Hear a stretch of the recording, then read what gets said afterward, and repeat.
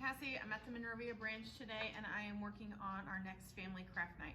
So this is a quilt themed craft, but you don't have to do any sewing. And the reason that we picked something quilt themed is because here at the Monrovia branch we have our second quilt show coming up, but our first virtual quilt show. So in 2019 we did a quilt show and we had a really great participation in that, and we had a lot of fun doing it. So we wanted to bring that back, but since we're still not doing in-person programs, we are taking it online. So the way that'll work is you can post a picture of your favorite quilt in the Facebook event, which you can find on our Facebook page, and I'll put it in I'll try and link it in the comments below too. So you can post a picture of your favorite quilt in our event, and then whichever quilt gets the most likes between February 14th and I think it's like February, I don't remember,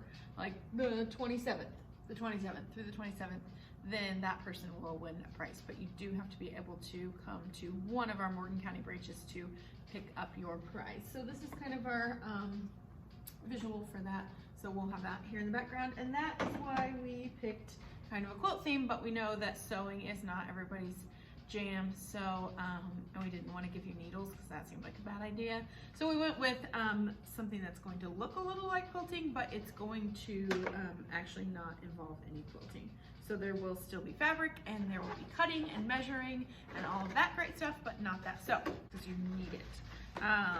We'll have fabric, and it will have a canvas with a drawing of a quilt square on it. This one is the Sawtooth Star, and you are going to want to gather up from home, in addition to your family or whoever's going to do this with you. You are going to need glue. You're not going to need this much glue, but this is what I had handy here. You are also going to need like some kind of brush to put your glue on with, a little bit of water because we're going to water down the glue and use it as more of like a decoupage. Scissors, and I would highly recommend that you get the best scissors in your house. Like at my house, the ones that are hidden in a top shelf in a closet that no one's supposed to get into, that are like clearly marked "Mom scissors, do not use, fabric only." This is one of those days for the really good scissors. You're probably going to want a pencil, and you're definitely going to need a ruler. This is just going to be for mixing up our water and glue, and then probably some paper towels because water and glue. And then this part's kind of optional, but it will make your life easier: an iron. Obviously, this needs to be a task for the grown-ups involved in this craft, and you guys are probably going to have a good laugh at me attempting to iron because that is not my jam. But yeah, an iron will make the project go much faster for you. So I'm going to dive right in. Okay, so now we are going to actually dive in and start working on the project. And you are not going to see most of my face because I want you to be able to see the stuff I'm working on. So your board has letters on it. So this particular one, the Sawtooth, has 4 different colors. So this one will have 4, maybe more fabrics in the box. I have not fully assembled the boxes before I made this video, so bear with me. So what we're gonna do, okay, so once you get your templates cut out, you're gonna have a 4x4 square that you're gonna use for spot A, which is right in the middle. And then you're gonna notice like a dotted line along the edge, or along one corner of that. So that is after we use the whole 4x4 square. Then we'll cut that triangle off to make spot B template.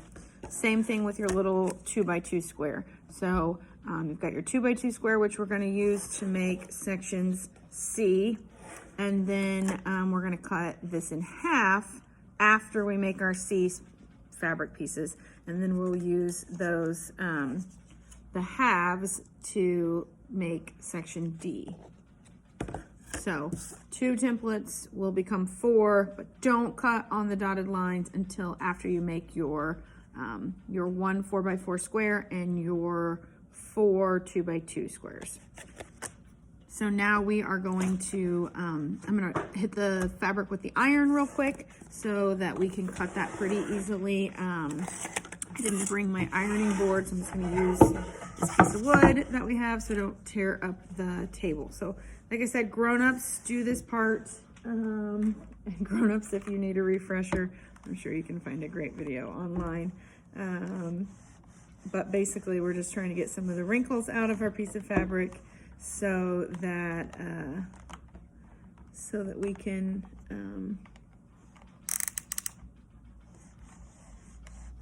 make easier cuts and measurements. So I mean, you're not wearing this to a wedding, just want to make some easier cuts. So a little flatter, a little easier to work with. So same thing for all of them. So see, kind of wrinkly, makes it a little tricky to measure. So we're just gonna try and smooth that out just a little so we can see what we're doing a little better. And hit this one. Now your pieces are gonna be, I made sure they were at least 4x4, but some are gonna be a little bigger and some are gonna be a little crooked. So you're definitely gonna still wanna make sure that you're measuring as you go through this project, as you build up your pieces. So we've got our 4 colors here. We've got a whole assortment of fabric, so you may have different stuff in yours. But now that we have nice, smooth pieces of fabric, we can start cutting out those shapes. So I would start with your centerpiece. So your letter A, that's gonna be your biggest one, and the one that's really gonna stand out. I'm gonna do that for mine in the navy. So I'm going to cut that. Okay, so now that we have a nice flat piece of fabric, we are going to take our template and create that center square for section A. So I tried it with the pencil and it was really hard to see, so I'm gonna use a marker this time. I think pen would probably be okay. It definitely is easier to hold this all down and get the marker to show up than to have to really press with the pencil. So, ta-da! Now for the good scissors. The mom only, fabric only, do not touch scissors. Can you tell scissors are an issue at my house? So I'm gonna cut this out and then we'll attach it. Okay, so I got a little glue in my cup. You could use a bottle, like a little squeeze bottle of glue too. You just wanna squirt it onto your board sparingly and then use your brush or sponge to kind of spread it out. Since I had that giant bottle, I just put some in a little dish and I'm spreading it out that way. Now that navy that I used, it was pretty much the same on each side.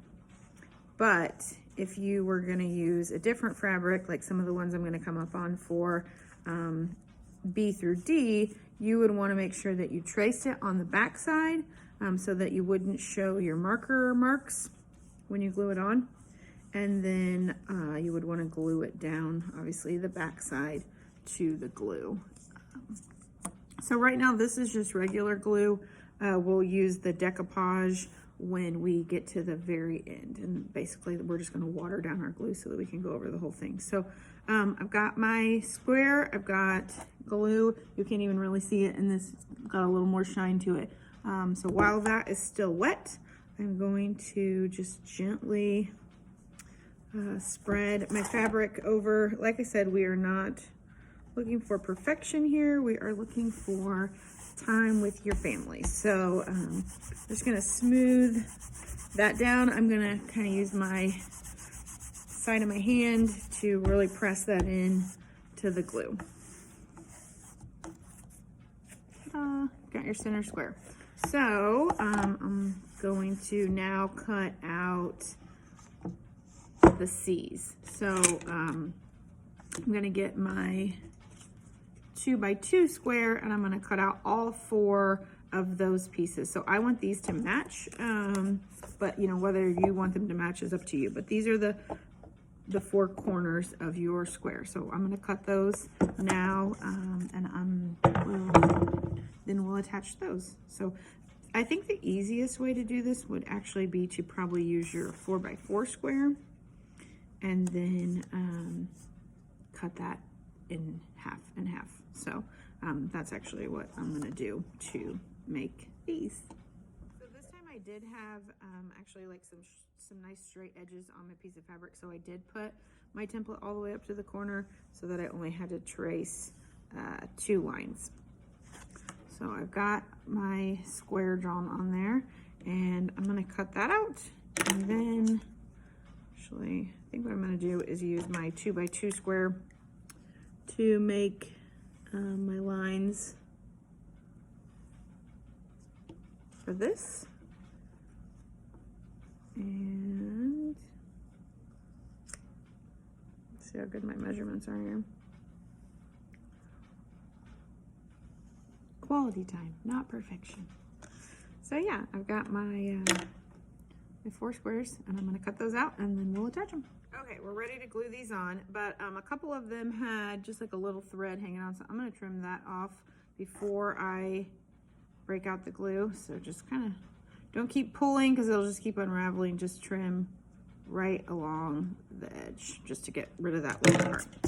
All right, so back to the glue. Just sponging on a little regular glue. And I'm only gonna put my glue on one section at a time. So I'm gonna do this first square, add my glue, backside down.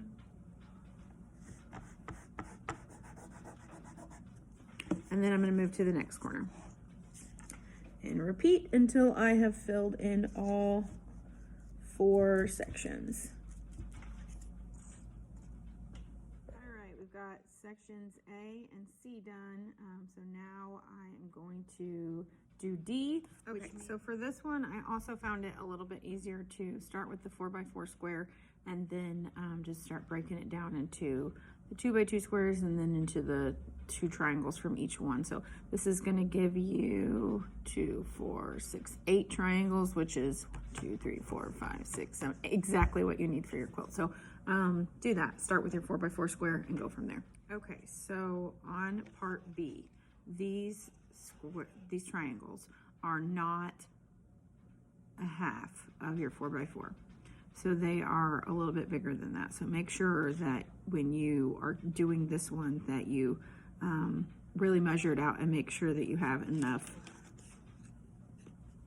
have your B's arranged on there and so that you can get 4 of these triangles out of your piece of fabric. So I had to kind of like scrap together here, but we got it done. So I'm gonna cut these out now. I know this is gonna sound like a no-brainer, but make sure you have clean hands because I thought I had clean hands and I'm still, sometimes that glue is like picking up a little dirt off your fingers. So all right, we've got all of our pieces on. We have our complete quilt square. Just because of the size of the canvas boards that we had, this one has some extra.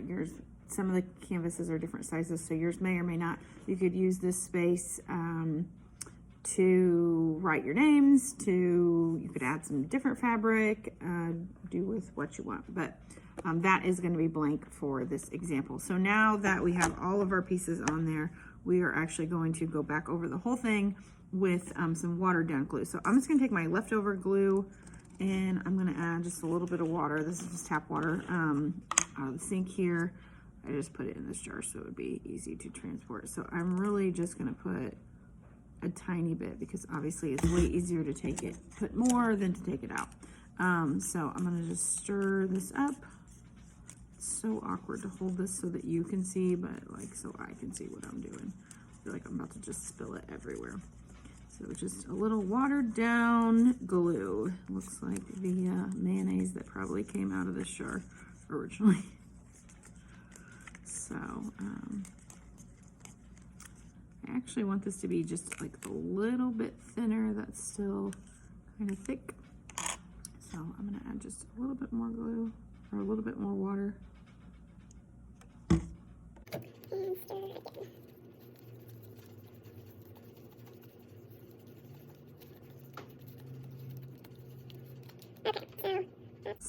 I swear that got thicker instead of thinner, but we're gonna go with it. This is our homemade decoupage.